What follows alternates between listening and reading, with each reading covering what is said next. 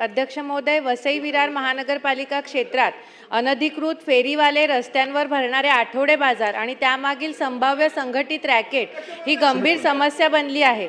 शहरात हातगाड्या, फळ विक्रेते आणि फिरते फेरीवाले मोठ्या प्रमाणावर कोणत्याही वैध परवान्याशिवाय किंवा ओळखपत्राशिवाय व्यवसाय करत आहेत।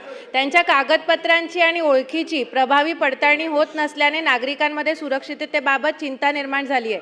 प्रश्न हा आहे अध्यक्ष महोदय, महानगरपालिका शहरी भागामध्ये आठवडे बाजारांची गरजच काय? वालीव, सातिवली, एव्हरशाईन सिटी, आचोळे, गालानगर, पापडी अशा अनेक ठिकाणी हे रस्त्यांवर आठवडे बाजार भरतात। साधी दुचाकी, बाईक, रिक्षा सुद्धा रस्त्यांवरनं त्यावेळेला जाऊ शकत नाहीत। अध्यक्ष महोदय, माझी या निमित्ताने विनंती आहे की शासनाने महानगरपालिकेला निर्देश द्यावेत, लवकरात लवकर फेरीवाले झोन हे अंमलात आणावेत आणि अनधिकृत फेरीवाले आठवडे बाजारांवर तात्काळ कारवाई करावी। अध्यक्ष महोदय, धन्यवाद।